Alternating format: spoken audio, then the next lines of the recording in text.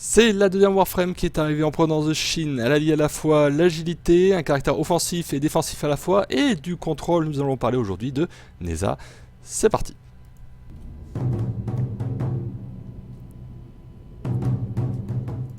Et bienvenue à vous dans cette Warframe Review consacrée à Neza. Oui, on va prononcer à la française durant toute cette vidéo. Bah oui, il n'y a pas de raison, on prononce déjà toutes les Warframes à la française. Et on va continuer. On va commencer par une petite description générale de la Warframe en termes de statistiques, d'obtention, le passif, etc. Nous allons voir ça dans cette partie. L'aspect customisation, bon, il n'y a pas grand chose à dire vu qu'il n'y a pas de casque alternatif pour le moment. Il devrait pas tarder à arriver au moment où je vous parle. Le détail des compétences, les modes augmentés, il n'y en a pas, donc on va rester uniquement sur les compétences. Les petites astuces à connaître sur les compétences, comment les modes influencent exactement les compétences, bref, c'est dans cette grande partie. Le récap des influences pour voir d'un seul coup d'œil exactement quels sont les modes les plus importants pour la Warframe. La partie arcanisation, ça c'est si vous souhaitez choisir un arcane en particulier pour cette Warframe là, quels sont mes conseils exactement, qu'est-ce qui va très bien pour Neza. Et puis les trois builds bien sûr, le build débutant, le build expert et puis le build à thème. Un build à thème un petit peu spécial que j'apprécie plus particulièrement, on verra ça un petit peu sur la fin. Comme d'habitude, vous trouverez dans la description de la vidéo le sommaire ainsi que les repères temporels pour arriver à la partie qui vous intéresse le plus. Mais si vous voulez vraiment découvrir la Warframe, je vous conseille bien sûr la trame complète de cette vidéo. Neza, c'est une Warframe qui possède 75 de vitalité, 75 de bouclier de base, c'est faible, c'est en dessous de la moyenne, qui est compensé un petit peu par l'armure, pas beaucoup, hein, 175 d'armure. C'est un petit peu au-dessus de la moyenne, c'est vrai que la moyenne sur Warframe concernant les armures, ça a été un petit peu augmenté, vu que toutes les Warframes ont pris plus ou moins des boosts. Il existe vraiment très peu de Warframe à l'heure actuelle qui sont au-dessous des 100 en fait, 100 d'armure. De l'énergie, 150 de base, c'est plutôt pas mal, et une vitesse de déplacement qui n'est pas anodine, elle est de 1,15, c'est une Warframe plutôt rapide.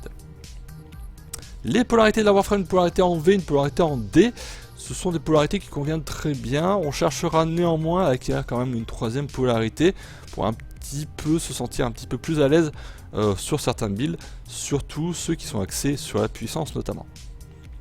La polarité d'aura, c'est une polarité en trait. Ça ne gêne pas vraiment, on verra un petit peu plus tard qu'il y aura quand même une possibilité de polariser quand même tout simplement cette aura. On verra un petit peu plus tard, c'est surtout sur le build à thème là-dessus. On va pas trop s'éterniser là-dessus. Le loot, il faut attendre pour le moment. La saison 2 pouvait vous récompenser des parties de Neza. C'est une récompense de sortie et point important, c'est une Warframe de base qui n'est pas prime mais qui est échangeable. Donc vous pouvez toujours trouver, échanger les parties de Neza avec d'autres joueurs. Ça c'est possible. Le passif de la Warframe, la friction au sol qui est réduite. Alors, on va faire le bilan, une Warframe rapide et qui est capable de glisser sur de longues distances. C'est une Warframe qui est plutôt agile. Et on va pas se fier à la capacité de bouclier, à l'armure et puis à la vitalité. Au final, c'est la vitesse de déplacement qui fera que vous allez résister tout simplement, enfin que vous allez esquiver surtout les dégâts. Côté customisation, aucun équipement alternatif à ce jour, ça ne devrait pas tarder à vrai dire, ça a été prévu, je crois que c'est prévu pour la 18.5 et actuellement, comme vous le voyez sur la vidéo, on est en 18.4. Donc nous allons quand même passer sur le jeu, tout simplement. Voici une Neza, un Neza pardon, parce que c'est un mec, c'est un jeune mec en fait, voilà, tout simplement. Dans la mythologie, c'est un jeune homme. Et lorsqu'on pense ça, oui c'est vrai que bon, faut pas se fier un petit peu aux chignons, etc. Non, c'est vraiment un mec. La couleur principale de la Warframe, on va utiliser du vert. Voilà. Et on voit que ça couvre quand même pas mal de zones. C'est limite de la tête aux pieds. Et c'est vraiment ça, c'est une couleur de la tête aux pieds. C'est la couleur principale. La couleur secondaire, on va choisir du bleu. Et la couleur bleue, eh bien on a du dos et on a la partie de front, voilà tout simplement, la poitrine jusqu'à la taille, et c'est plutôt pas mal. Ce sont des couleurs qui sont bien définies côté zone, hein, comme d'habitude je vous dis que chaque fois lorsque c'est bien zoné les couleurs c'est plutôt pas mal. La couleur tertiaire, c'est la couleur que l'on voit en jaune, qui couvre le reste du corps. Au final il reste pas beaucoup, il reste tout simplement le reste. Il reste le reste. Donc voilà, cette couleur tertiaire. Les Les accentuations, on va les placer plutôt en violet. Voilà. Les accentuations, ça correspond au ruban et à l'anneau derrière. L'anneau qui a une signification dans la mythologie chinoise d'ailleurs. Je ne vais pas m'étendre sur le sujet, ce sera le sujet certainement d'une vidéo référence sur Warframe. Donc le ruban, l'espèce de ruban au niveau de la tête, au niveau du cou, c'est plutôt pas mal. Et on remarque qu'il reste encore quelques zones. Alors, il nous reste encore la couleur d'énergie, on va la mettre en blanc l'énergie, tout simplement. On remarque déjà que la couleur d'énergie, voilà, on a le cercle, notre anneau, notre hula hop, on va dire, bref, qui est affecté aussi par l'énergie. Accentuation et énergie pour l'anneau. Et sinon, il reste des zones grises. Voilà, comme d'habitude, vous êtes habitué, si vous avez déjà vu les autres Warframe Review, à avoir certaines zones grises qui ne peuvent pas être coloriées par des couleurs. Ça arrive sur certaines Warframe, et c'est le cas pour Neza. Au niveau des packs d'animation, vous avez le choix entre la posture noble, qui n'est pas si noble que ça quand même, et puis la version agile, qui est plutôt pas mal. Encore une fois, les sets d'animation sont vraiment très bien sur Warframe. Ils ont vraiment un esprit vraiment à part, et je vous conseille fortement l'agile. Ouais. La version agile est vraiment très bien.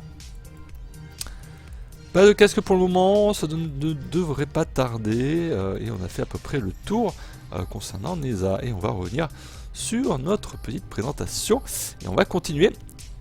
La compétence numéro 1, danse du feu, c'est une traînée de feu que vous allez laisser au sol avec un petit boost de vitesse quand même.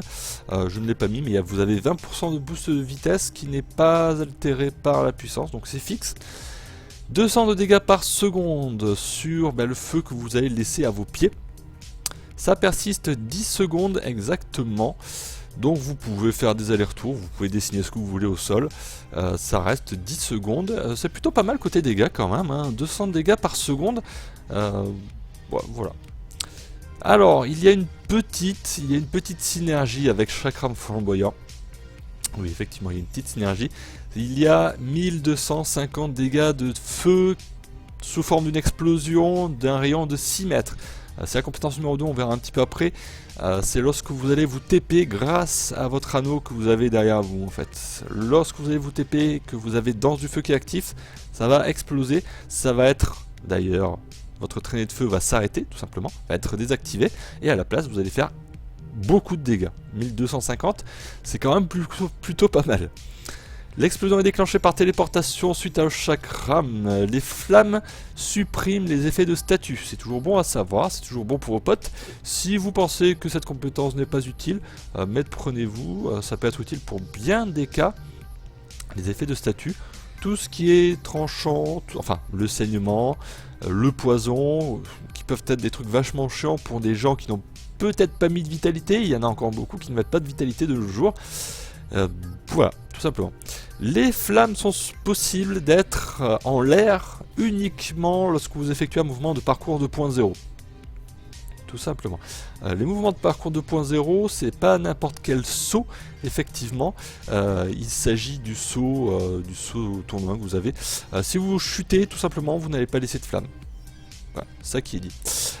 Tout ce qui n'est pas dit aussi, c'est qu'il y a un drain d'énergie de 5 par seconde sur la compétence, en plus des 25.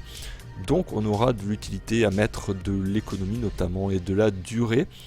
Pas forcément pas que pour la durée de persistance des flammes. C'est affecté par la puissance, dégâts, tout simplement. Vous allez faire plus de dégâts sur la traînée de feu, plus sur l'explosion, donc ça c'est plutôt pas mal. De la portée, c'est la portée bien sûr d'explosion lorsque vous utilisez votre chakram, et de la durée, voilà, vous allez faire durer vos flammes au sol plus longtemps, mais j'ai envie de dire, c'est pas forcément ça le plus intéressant. Le plus intéressant pour mettre de la durée, c'est pour réduire le drain de 5 d'énergie par seconde. C'est déjà plutôt pas mal. La compétence numéro 2, Chakram Flamboyant, le voici. Vous allez lancer votre anneau, vous le voyez à l'écran, et puis vous allez bien sûr le récupérer. 100% de chance de statut feu, ça ne fait pas de dégâts, mais ça fait du statut feu, donc indirectement ça fait du dégât quand même. Du statut feu sur les personnes, les ennemis qui sont touchés. Si vous réactivez la compétence, si vous réappuyez sur 2, si vous êtes sur côté PC, vous allez vous téléporter à la place de l'anneau. Alors ça dépend. Ça dépend de où est-ce qu'il est l'anneau. Si vous ne pouvez pas exactement vous téléporter à l'endroit parce qu'il n'y a pas assez de place, vous ne pourrez pas vous téléporter. Ça ne veut pas dire que la compétence ne marche pas, ça veut dire que c'est juste impossible. Alors, qu'est-ce que ça fait si ça fait pas de dégâts? Eh bien, ça va marquer votre cible en fait. Ça va marquer la cible et lorsque vous allez tuer l'ennemi, ben, ça va rendre un certain nombre de points de vie. 225 points de vie à tout le monde. À vous, aux personnes de votre équipe. Ça dure 10 secondes ce marquage. Donc il va falloir tuer l'ennemi plutôt rapidement. Et les 225 points de vie sont restaurés aux alliés qui sont dans les 8 mètres. Tout simplement. Ça explose si vous avez bien sûr votre danse du feu qui est actif. Donc, c'est ce qu'on a dit juste tout à l'heure. Donc, petite utilité, bien sûr, de garder danse du feu actif en même temps que de lancer votre chakram, puis après de relancer. Donc, il y a un certain gameplay au final. Ça ricoche entre plusieurs cibles ou murs. Alors, le ricochet est plutôt utile pour atteindre des distances un petit peu plus lointaines. Vous allez vite vous rendre compte que l'anneau revient assez rapidement. Et le fait de le faire ricocher contre un mur ou contre le sol, ça permet d'aller un petit peu plus loin. Tout simplement. Ça peut être utile soit pour rendre des PV. C'est plutôt pas mal, 225 PV. Et puis vu que c'est vraiment 225 de suite, une fois que l'ennemi est tué. Ou ça peut servir pour vous rendre un petit peu plus mobile, pour aller un petit peu plus vite. Alors ça demande un petit coup de main, voilà, une petite habitude pour vraiment faire fonctionner cette compétence, mais une fois que vous saurez un petit peu comment viser, comment réactiver, etc., vous verrez que c'est plutôt pas mal. C'est affecté par la puissance, durée et portée, la puissance pour les montants de points de vie, la durée pour la durée du marquage, et la portée pour que la portée de 8 mètres justement soit un petit peu plus large, mais j'ai envie de dire 8 mètres c'est déjà pas beaucoup, donc voilà, peut-être pas le plus important de modder en portée pour cette compétence là, et puis c'est une compétence qui coûte que 25, donc c'est pas mal. La compétence numéro 3, Halo Protecteur, c'est une protection personnelle, 1337 points de vie. Alors c'est des points de vie, j'aime pas trop utiliser points de vie vu que c'est une réserve de dégâts en fait que vous pouvez prendre de la même façon à ce que vous pouvez avoir côté Rhino, côté Frost, c'est pareil. Il y a un certain pourcentage même qui s'affiche dans votre barre de sort. C'est un certain pourcentage et lorsque ça atteint 0, bien sûr, vous n'êtes plus protégé. De la même façon que Rhino, de la même façon que Frost et bien sûr tout le reste. Vous avez 3 secondes d'invulnérabilité au tout début du cast. Pendant cette période-là, tous les dégâts que vous allez prendre seront ajoutés au point de vie du Halo Protecteur, tout simplement. À cela, vous additionnez une certaine partie de votre valeur d'armure. Je crois qu'elle est multipliée. Elle est un petit peu plus multipliée. Mais pour résumer, la valeur d'armure, en plus des modes d'armure que vous aurez rajouté sur NESA, en plus bien sûr avec fibre d'acier, et bien tout simplement ça va être rajouté. Ça va contribuer à augmenter vos 1337 points de vie. Voilà, donc c'est le calcul traditionnel pour Frost, pour Atlas, pour Rhino, tout simplement. C'est classique. Si vous connaissez déjà ces Warframes, vous connaîtrez bien sûr le mode de calcul. Ça a 2 mètres de portée. Pourquoi 2 mètres de portée? Tout simplement parce que c'est une portée d'étourdissement plus de 2 dégâts. C'est plutôt pas mal, même si la protection n'a pas forcément beaucoup de points de vie de base, 1337 c'est un petit peu moins que le reste des Warframes. Puis le reste, ça augmente pas autant que la bulle de Frost, mais parce qu'il y a une contrepartie, c'est que ça fait des dégâts et ça fait du contrôle en même temps. 125 de dégâts tranchants par seconde, et puis de l'étourdissement. J'ai envie de dire, pendant que vous êtes au corps à corps, vous allez prendre moins de dégâts, vous allez moins tomber rapidement avec votre halo protecteur, il va moins morfler, j'ai envie de dire. Et donc c'est plutôt pas mal, vous allez faire du dégât en même temps. Donc vraiment plutôt pas mal cette compétence là, autant dire de suite. Ça vous protège des effets de statut, c'est un halo protecteur, tout simplement.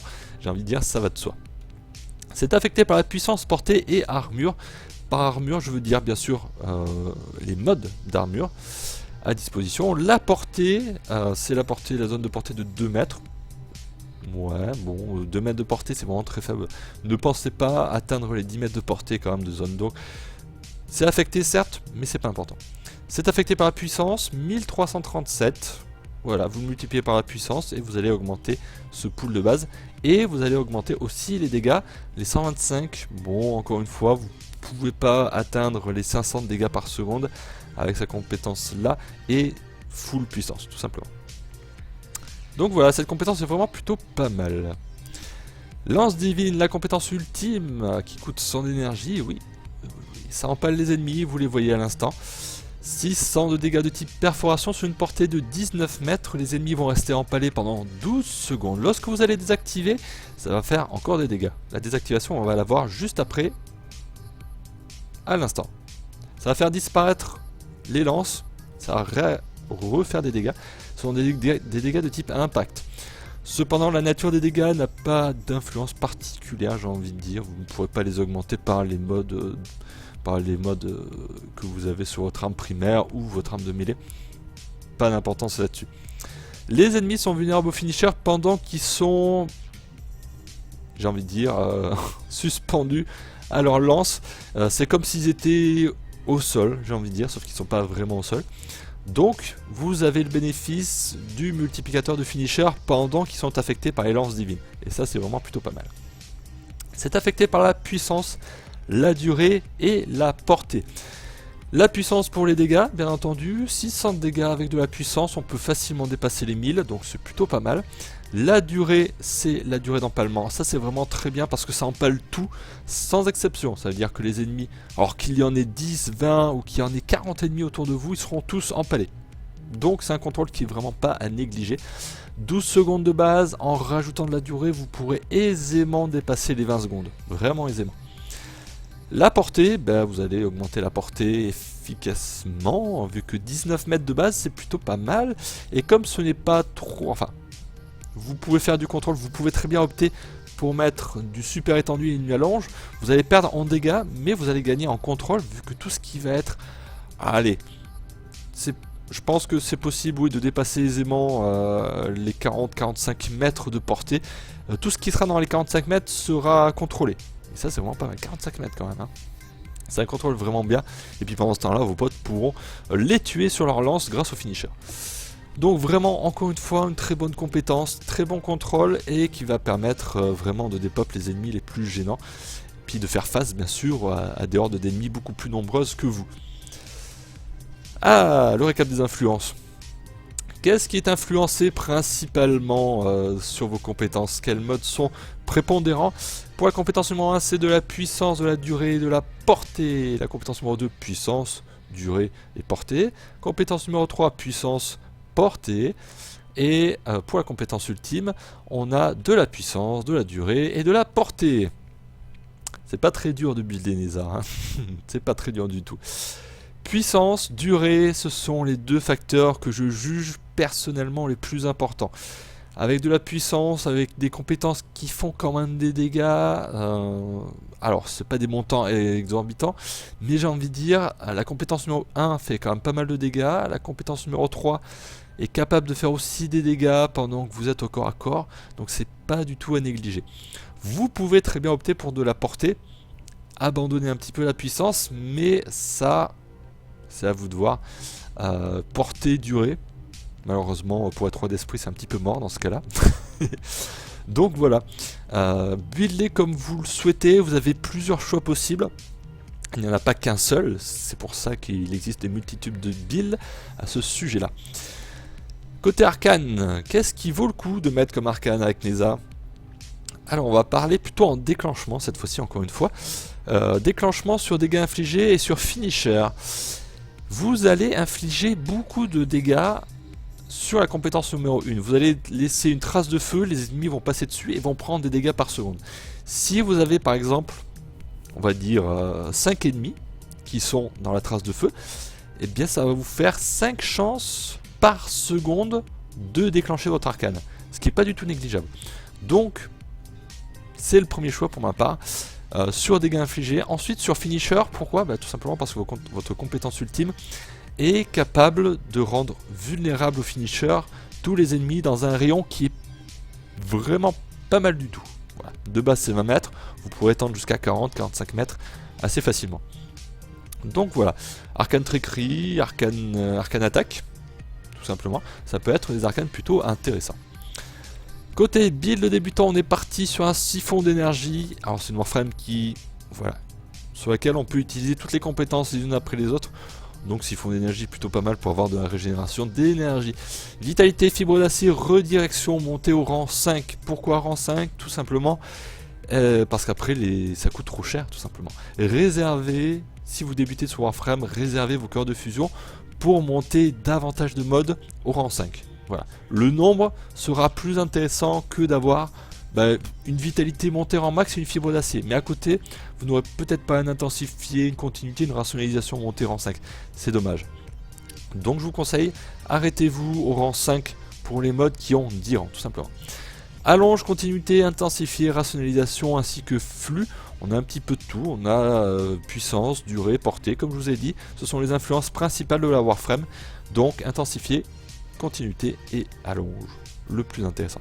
Rationalisation et flux pour que vous puissiez justement utiliser le plus souvent possible vos compétences. Le build expert, on continue avec siphon d'énergie. On peut mettre une projection corrosive, ça dépend où c'est que vous allez tout simplement. Une vitalité, pour moi c'est la base, la vitalité. On part sur de la puissance, courage passager, intensité, intensifié, intensité, bref ça a changé de nom un petit peu. On est à 185% de puissance. On va mettre de la durée pour un petit peu compenser le courage passager, un petit flux accru, ou flux normal si vous ne l'avez pas. Rationalisation pour un petit peu d'économie avec flux, comme ça vous pouvez un petit peu plus spammer vos compétences de la portée, ainsi que talent naturel. Je ne l'ai pas dit, mais sur pas mal de compétences, on prend un petit peu son temps pour caster un petit peu. Donc on économise un petit peu de temps là-dessus. Ça donne une Warframe qui est un petit peu plus véloce dans le lancement de ses compétences. Donc à ne pas négliger. Après, vous pouvez aimer, vous pouvez ne pas aimer la présence de ce talent naturel. L'essentiel c'est que ce build là, alors il y a un format. C'est un format, si je ne m'abuse, en trait, c'est celui pour placer le flux. Alors, pourquoi parce que il y avait besoin quand même d'un petit format quand même. La polarité en D, la polarité en V, c'est bien utile, mais il y a vraiment pas mal de modes qui peuvent être assez coûteux à placer. Il me reste incapacité, on est à 128% de durée, 145% de portée, 185% de puissance et 135% d'économie d'énergie. Ce qui en fait un build relativement équilibré, un petit peu puissance, pour profiter justement un petit peu de la compétence 1 et de la compétence numéro 3. Un petit peu de l'ulti quand même, hein. Ouais. Un petit peu toutes les compétences au final. Le build à thème, je l'ai appelé rentre dans le tas. C'est un build corps à corps. On va commencer par une aura qui n'est pas commune, qui n'est pas sur la bonne polarité et qui est en rouge. On l'a vu juste avant, il s'agit de charge d'acier. Oui, c'est un build corps à corps. Alors, je vous avais parlé de polariser, enfin de mettre un format sur l'aura. C'est un choix. C'est un choix à faire, parce que bien sûr, si vous mettez charge d'acier, ça devient un petit peu plus compliqué de mettre un siphon d'énergie ou une projection corrosive juste après. C'est un choix, pour ma part, c'est un choix qui est intéressant. Après, chacun aime ou pas le corps à corps. Ça, c'est après à vous de voir. On va reprendre le build depuis le début. Charge d'acier, 60% de dégâts en mêlée, c'est pas du tout négligeable. Si j'avais un slot d'Exilus, je mettrais coaction. La vitalité, la fibre d'acier. Fibre d'acier nécessaire parce qu'on va utiliser la compétence numéro 3. Et puis une question de survivabilité aussi. Intensité, intensité. J'ai du mal un petit peu avec ce mode là. Allez, un petit flux. On a une allonge qui n'était pas montée à fond. Bref, rationalisation et flux justement pour caster un petit peu plus facilement les compétences. Un talent naturel pour augmenter la vitesse d'incantation. Continuité accrue si vous l'avez. Et puis une allonge qui n'est pas montée à fond parce que il nous reste 0 de capacité. Voilà, tout simplement. L'allonge n'est pas ultra nécessaire. Et j'ai envie de dire, si vous mettez la bonne polarité sur Neza, si vous mettez une polarité en V, vous allez récupérer assez de points pour placer une allonge rang maximal, tout simplement. Et alors peut-être pas mettre un mode Exilus du coup, mais au moins vous pourrez mettre votre allongement maximal. Donc côté des pourcentages, on est à 155% de durée, 130% d'économie, 130% de puissance et 130% de portée. On a 130% un petit peu partout. C'est encore plus équilibré que tout à l'heure. On a un petit peu plus de portée, non, de durée, pardon. Tout ça parce qu'on n'a pas mis, bien sûr, courage passager. Alors les points forts de ce build là, c'est que vous allez avoir du contrôle, vous allez avoir du fun, ça va être tanky parce que vous avez fibre d'acier qui va un petit peu assurer vos arrières. Ça utilise toutes les compétences et vous allez vous passer de frappe vitale. Alors j'ai envie de dire, n'importe quel build équilibré est capable de vous donner ce genre de choses. Après oui, il faut garder quand même fibre d'acier quand même. Donc, côté point faible, vous allez devoir passer par le formatage. 2 formats au moins, polariser l'aura et une polarité entrée. Pourquoi pas. Comme ça vous avez une polarité en D pour fibre d'acier notamment, une polarité entrée pour votre flux accru, notamment une polarité en V pour votre continuité ou un autre mode en V. C'est assez énergivore, mais j'ai envie de dire c'est pas trop gênant parce qu'on a une rationalisation déjà, on a un petit peu de durée, donc côté drain d'énergie on est bon, côté compétences on est plutôt bon aussi, mais ça va consommer quand même de l'énergie, donc il va falloir faire gaffe un petit peu. Si vous êtes chez le focus Zenuic, pas de souci là-dessus. Si vous n'êtes pas chez Zenuic, bah dommage, tout simplement. Alors, est-ce qu'il y a des ajustements à faire? Oui, vous pouvez ajuster ce build là. Les modes essentiels pour ce build là, c'est vitalité, fibre d'acier, éventuellement talent naturel, rationalisation et flux, ce qui vous donne 3 modes que vous pouvez éventuellement changer. Bon allez, la continuité vous pouvez la garder. Allonge et intensifier, vous pouvez modifier un petit peu. Vous pouvez modifier comment? Vous pouvez peut-être opter... vous pouvez opter pour le full portée. Super étendu allonge, ça peut être intéressant. Vous rééquilibrez en puissance, histoire de pas trop perdre. Parce que bien sûr, votre compétence numéro 3 est affectée par la puissance. Si vous partez dans le négatif, eh bien ça peut être un petit peu compliqué, j'ai envie de dire. Enfin, vous allez perdre un petit peu de la résistance. Et sachant que c'est un build corps à corps, c'est nécessaire d'avoir de la résistance, je vous assure.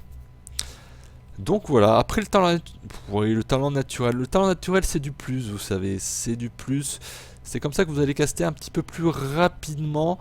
Vous pouvez très bien caster en l'air, mais c'est peut-être pas forcément le truc le plus pratique, j'ai envie de dire. On va passer au gameplay et on est sur Air Archon. Tout simplement. Alors là on joue tout simplement au corps à corps. On va que jouer au corps à corps. Je n'ai qu'une galatine. Et on vient d'enclencher la compétence numéro 1. C'est la première compétence qui va être importante. Vous allez être au corps à corps, vous allez cramer un petit peu tout ce qui passe. J'ai envie de dire, le feu ça vous permet d'avoir du contrôle de foule. On va utiliser la prochaine compétence, le halo, tout simplement, votre résistance. Ça va être intéressant parce que comme vous allez être au corps à corps, vous allez prendre aussi quelques dégâts et ça va être rajouté à votre pourcentage du halo qu'on voit tout en bas, tout à droite. Juste là sur le côté. Voilà. C'est votre protection principale. Et il vous reste tout simplement en cas de coup dur, si vous avez des anciens un petit peu trop nombreux, vous enclenchez votre ulti et vous faites des attaques. Vous avez le bénéfice des finishers, donc vous allez faire considérablement beaucoup plus de dégâts. Résultat des courses, il nous reste 82% sur notre protection, on n'a pas pris tant que ça de dégâts. Et si vous modez bien votre arme de mêlée, vous pouvez faire un véritable carnage. Donc voilà. Alors à savoir que ça peut faire des dégâts quand même, votre traînée de feu, plus votre halo, la compétence numéro 3. Ce sont deux compétences qui peuvent faire, vous voulez un petit peu quelques kills avec votre arme de mêlée. Alors dans ce cas-là, une galatine. Prenez une arme, une bonne arme, une très bonne arme. La galatine c'est vraiment une très bonne arme de mêlée, hein. Ça, aucun doute dessus. Galatine, atteinte accrue, point de pression, les nouveaux modes, coup de sang, décompte des morts. C'est pour ça que d'ailleurs j'ai un multiplicateur de 3 et j'ai un compteur de mêlée qui est à 300. Donc voilà. Alors d'un point de vue personnel, c'est un build. Alors ça c'est juste le début de l'excavation. On est resté avec ce groupe là jusqu'à 2500, 2600, 2700 de cryotique. C'est à dire qu'on a tué des mobs qui étaient autour des niveaux 60, 70, 80. Et j'ai terminé la partie avec à peu près 1 millier de kills. Et vraiment beaucoup de fun. Vraiment, vraiment beaucoup de fun. Je vous recommande ce build là. Ça change de Valkyr, ça change de Rhino. C'est une Warframe qui vous permettra de faire des attaques glissées assez facilement. Et puis avec toute la portée que vous avez avec la Galatine. Alors là on est en train d'en faire d'ailleurs des attaques glissées. Et j'ai envie de dire avec la Galatine vous allez avoir énormément de portée. Donc je vous conseille Neza plus Galatine et un maximum de dégâts sur de Galatine. Berserker aussi notamment. Donc voilà, mes recommandations, mais en tout cas, d'un point de vue personnel, c'est une Warframe, c'est un build qui va rester parmi mes loadouts. Voilà, tout simplement.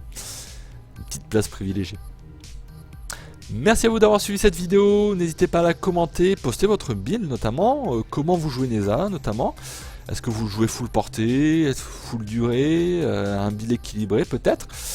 L'important c'est de poster votre build et puis je vous commenterai un petit peu ce que j'en pense, si je trouve bien, si je trouve que certains ajustements seraient pas mal en tout cas. N'hésitez pas, les commentaires c'est là pour justement échanger à ce sujet. N'hésitez pas à découvrir les autres vidéos de la playlist Warframe Review. Et bien à ce jour avec cette vidéo là nous sommes complets. On traiter un petit peu toutes les Warframes, c'est bien. Et puis voilà, si ça vous a plu, n'hésitez pas à partager cette vidéo avec vos amis, avec une personne qui vient juste de craft Neza, tout simplement, et qui se demande ah ben comment ça marche, j'ai un petit peu de difficulté, voilà, n'hésitez pas à l'aider et à lui donner l'adresse de cette vidéo. Et puis bien sûr, si vous avez envie de soutenir la chaîne, soutenir son contenu, n'hésitez pas à vous abonner. En attendant, je vous retrouve très bientôt pour de très nouvelles vidéos. Ciao ciao tout le monde.